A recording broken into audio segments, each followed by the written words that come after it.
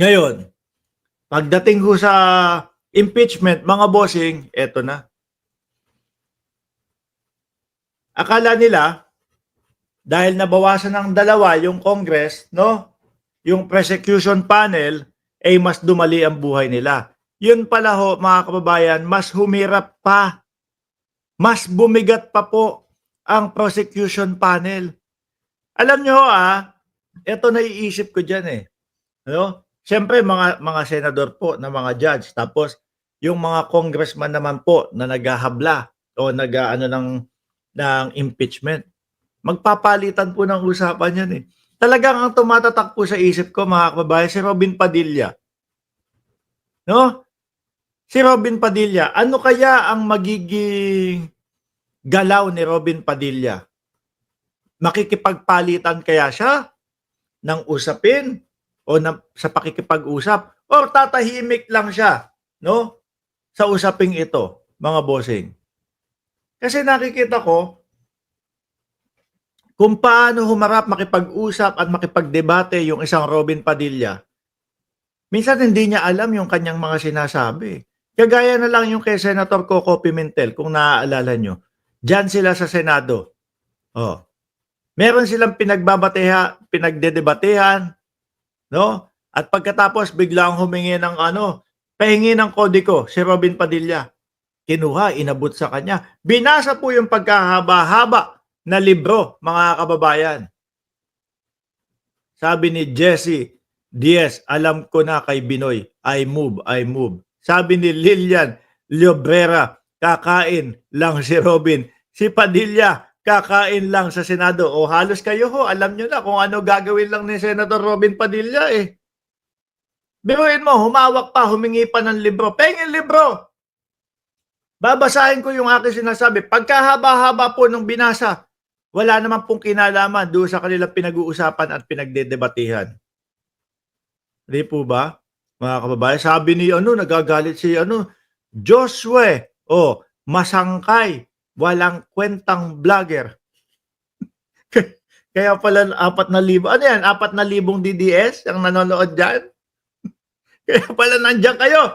O baka magalit kayo. Sandali lang. Dinidiscuss lang natin ito. So ngayon, sabi ni Inday Sara Duterte, mga kababayan, understandable naman daw kay Leila De Lima at Chel Jokno na they have been very vocal anti-Duterte since birth. Simula pinanganak si Duterte, si De Lima.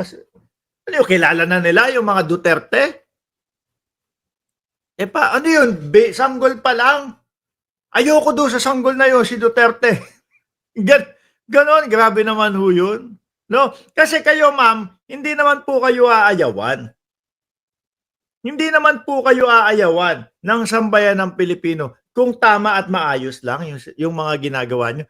Kagaya na lang po ng mga pagsagot-sagot. Di po ba?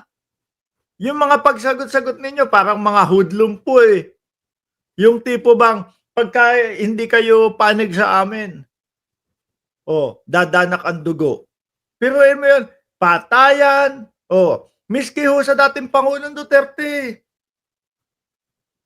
Miski ho sa dating Pangulong Duterte, mga kababayan, wala tayong ibang narinig doon. Pati COA nga, di ba? Naalala nyo? Pati COA, mga bossing, kung ano-ano sinabi, pati Pope. Yan po ba yung gugustuhin ng mamamayang Pilipino?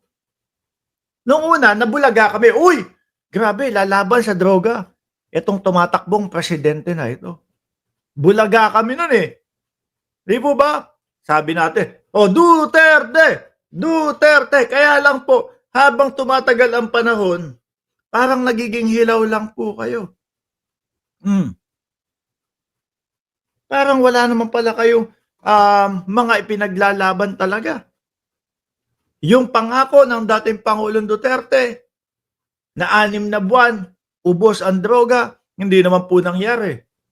Yung mag-jet ski, alam namin, hindi yung ibig sabihin niya mismo. Hindi siya mismong literal na mag-jet ski. Pero, ang ibig sabihin nun is, titindigan niya yung West Philippine Sea. Walang nangyari. Di po ba? Mas nakapenetrate ho yung mga China o yung China sa panahon ni dating Pangulong Duterte kasi hindi pinipigilan. Kasi ho, lagi lang tayong nakasunod sa kanila. Naipanalo. Yung sa UNCLOS ni dating Pangulong Aquino. Kaya lang natapat kay dating Pangulong Duterte nung lumabas yung papel. Hindi ipinaglaban. Hinanapan tuloy kayo ni Daisy Abenoja yung bigas na 7 pesos. Anong nangyari? 70 per kilo daw. Yun yung mga dahilan kung bakit umaayaw yung sambayan ng Pilipino sa inyo. Di ba? Wala pa sa mapa si dating Pangulong Duterte to become president ay anti-Duterte na talaga si Secretary De Lima o Congressman De Lima. Salamat Junior Junel Domingo sa inyong super sticker. Sabi ni Lester, subukan ang sinasabi ni Roque. Kung talagang dadanak ang dugo, baka dumanak ang syumod. Hindi, mamaya na natin pag-usapan yon. Di ba? Yan po, yung ilan lang sa dahilan kung bakit inaayawan ngayon si dating Pangulong Duterte. Mismo nga ako, mga kababayan, nakasuporta ako sa kanila. Nakasuporta po ako dati sa kanila, mga bossing. Kaso biglang isang araw, nagtayo ng entablado. No, doon sa Davao. Nagsalita, may adik tayong presidente. Ako, kinakabahan ako noon eh. Kabado ako, baka may maipakitang ebidensya eh. Sabi ko, alam nyo sabi ko, kapag ka itong pinakita nilang ebidensya ay habang Pangulo na si Pangulong Bongbong Marcos, tapos naipakita nila na nagdudurog at mayroong may video. No? Babaklas agad ako ng suporta. Tatanggalan ko agad ng suporta ang Pangulo. At sasapi ako sa kanila. Kaso mga bossing, wala. Pagkatapos nung pagsisigaw ni dating Pangulong Duterte nung hindi pa siya nakukulong. Pagkatapos ano sabi ng PIDEA? Wala pong katotohanan yung sinasabi. Wala po sa listahan. Tapos ano ginawa nila? Sinundan naman nila ng PIDEA leak sa pamamagitan ni Bato de la Rosa, mga kababayan. Akala yata nila uubra, kakagatin ng taong bayan. Hindi, pinagtawanan lang ho sila. Yung pattern po na yon, mga bossing, hanggang ngayon po na nakikita natin. Ramdam natin na gusto pa din nilang maagaw ang posisyon. No? Na yung pag-agaw ng posisyon at pagbaba ni Pangulong Bongbong Marcos lang ang nakikita nating way nila para hindi na sila ma-impeach, para hindi na magpatuloy yung pagdurugo. Kasi ang dami pong nakikita, mga boss eh.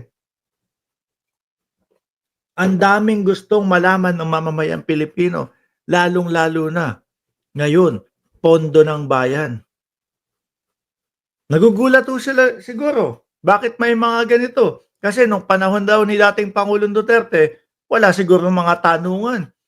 Mayor si Inday Sara Duterte, per year, 460 million confidential funds.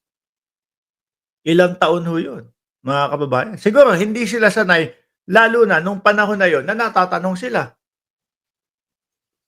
Di po ba?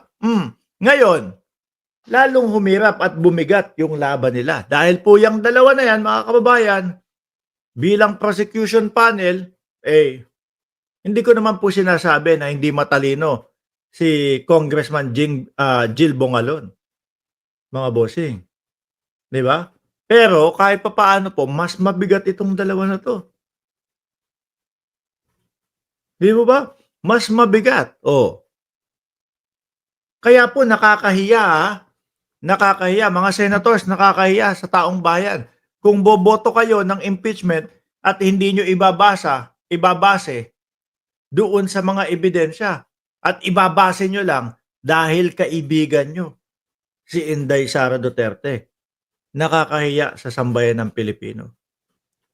At alam naman natin mga boss chipa mo sir, na ila-live telecast 'to, 'no, ipapakita sa mamamayang sa mamamayang Pilipino.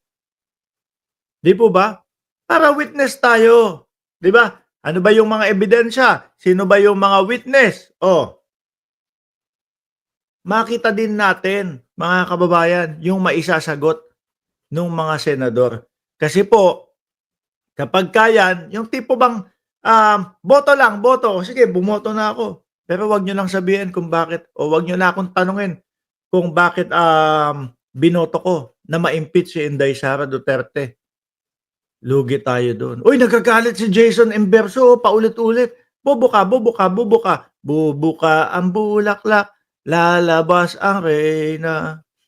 Sasayaw ng cha-cha. Boom tiyaya, boom tiyaya, boom yeye. Ang dami ko ng tinapik dito, paulit-ulit ka lang. Bubo ka, bubo ka, bubo ka. Wala ka ba yung maisasagot? Ipaliwanag ninyo. Oh, yung mga DDS, Mark, hindi ako agree diyan sa sinasabi mo. No? Ganito, hindi mai-impeach si Inday Sara Duterte. Kasi ganito, yung mga resibo na ipinakita, ganito, ganyan. Eh walang katotohanan, ginawa lang ng Congress yun. Paliwanag niya, bubo ka, bubo ka. Bubo ka ang bulaklak. Ganyan ho ang mga typical na mga DDS, mga kababayan.